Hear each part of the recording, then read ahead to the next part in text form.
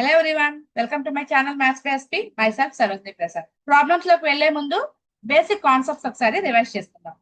Pair of linear equations. So మనం ఈ linear equations, ఈ టూ లైన్ ఈక్వేషన్స్ కి కనుక మనం గ్రాఫ్ కన్సిడర్ చేస్తే 3 కేసెస్ అబ్జర్వ్ చేస్తాం. ఓకేనా? ఆ 3 కేసెస్ ఏంటి అంటే, first case intersecting lines, second case coincident lines and third case parallel lines. ఓకేనా? సో ఇక్కడ ఇంకొక పాయింట్ ఏంటి అంటే, కేస్ 1 ఇంటర్సెక్టింగ్ లైన్స్ లో only 1 solution and case 2 coincident lines లో మనకి infinite solutions and parallel lines అనే కేసులో మనకి నో సొల్యూషన్స్. ఓకేనా? అండ్ వన్ మోర్ పాయింట్ ఏంటి అంటే, కన్సిస్టెంట్ ఇన్కన్సిస్టెంట్. ఓకేనా? సొల్యూషన్స్ ఉంటే కన్సిస్టెంట్, సొల్యూషన్స్ లేకపోతే ఇన్కన్సిస్టెంట్. ఓకేనా? సో కన్సిస్టెంట్ కేసు ఏంటి అంటే, ఇక్కడ మనకి ఫస్ట్ కేసు అదే విధంగా second case they are consistent. And ఇక్కడ మనకి ప్యారలల్ అనే కేసులో అసలు సొల్యూషన్స్ ఉండట్లేదు కదండి, సో ఇన్కన్సిస్టెంట్. ఓకే, కానీ మనం గ్రాఫ్ డ్రా చేయకుండానే మన లైన్స్ ఇంటర్సెక్ట్ అవుతున్నాయా, కోఇన్సిడెంట్ అవుతున్నాయా, ప్యారలల్ గా ఉన్నాయా అనే విషయం మనం ఐడెంటిఫై చేయొచ్చు. అదెలా అన్నది ఇప్పుడు చూద్దాం. ఓకేనా? పెయిర్ ఆఫ్ లీనియర్ ఈక్వేషన్స్ అంటే మనకి ఇక్కడ 2 లైన్ ఈక్వేషన్స్ ఉన్నాయి కదా. Okay, a1x plus b1y plus c1 equals to 0, a2x plus b2y plus c2 equals to 0.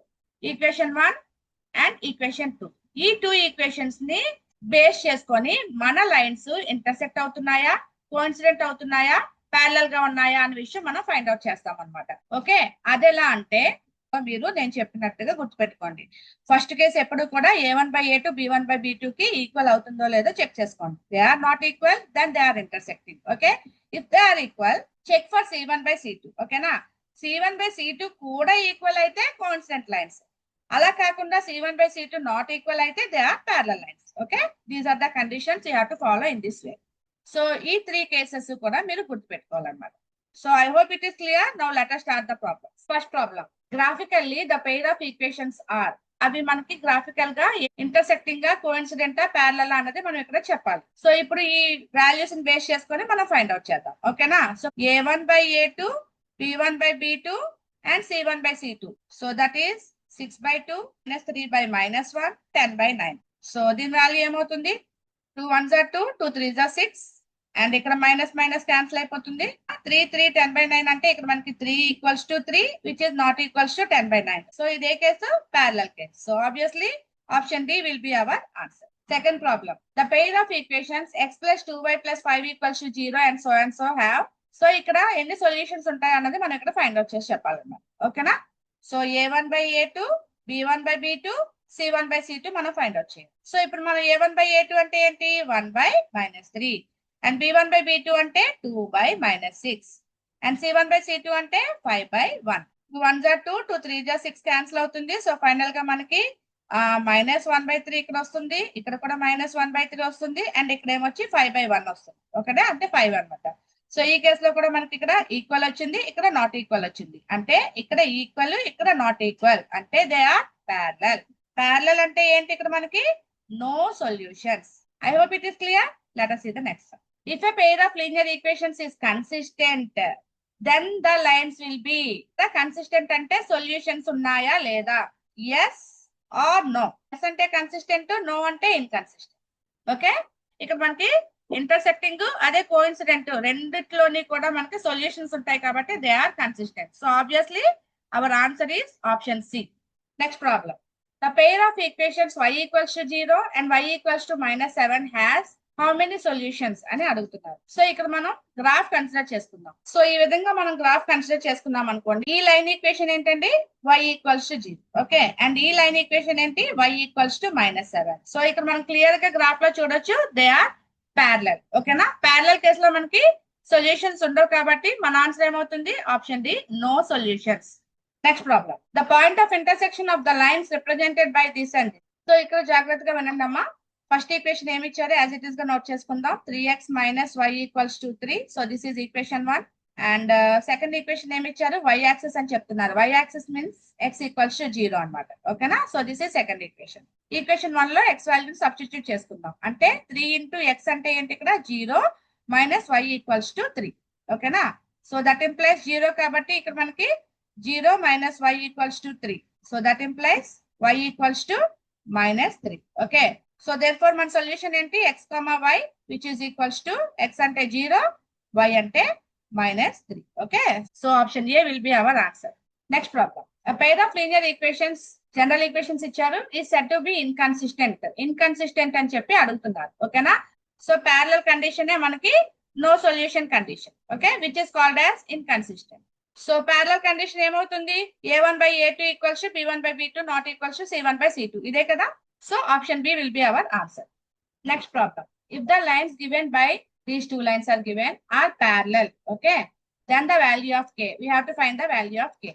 Parallel అంటే కండిషన్ ఏంటమ్మా, సో a1 అంటే ఇక్కడ మనకి x కోఎఫిషియన్స్ తీసుకుందామా, a1/a2 అంటే 3/2, b1 అంటే ఇక్కడ మనకి 2k, b2 అంటే 5.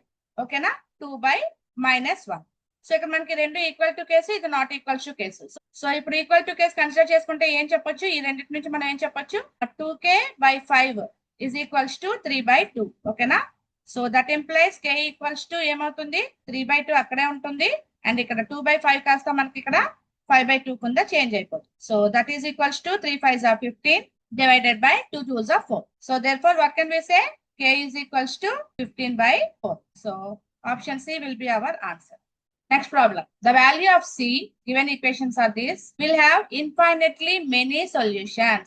Okay na, infinitely many solutions అంటే ఏంటండి కేసు, కోఇన్సిడెంట్ కదా, అంటే అన్ని ఈక్వల్ అనమాట. ఓకేనా, so therefore c/6 equals to అంటే -1 -2.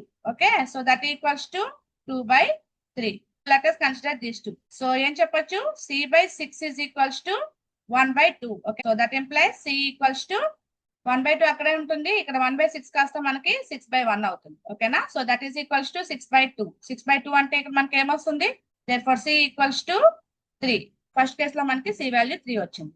నా ఇక్కడ మనకి ఈ సెకండ్ కేసు ఉంది కదా, ఈ రెండు ఈక్వల్ అనే కేసు ఉంది కదా, దాన్ని కూడా కన్సిడర్ చేసుకుందాం. ఓకేనా, సో దట్ ఇంప్లైస్ ఏం చెప్పొచ్చు, c/6 is equals to 2/3 అనమాట. ఓకేనా, so that implies c value ఏమవుతుంది, 2/3 into 6/1 which is equals to 4.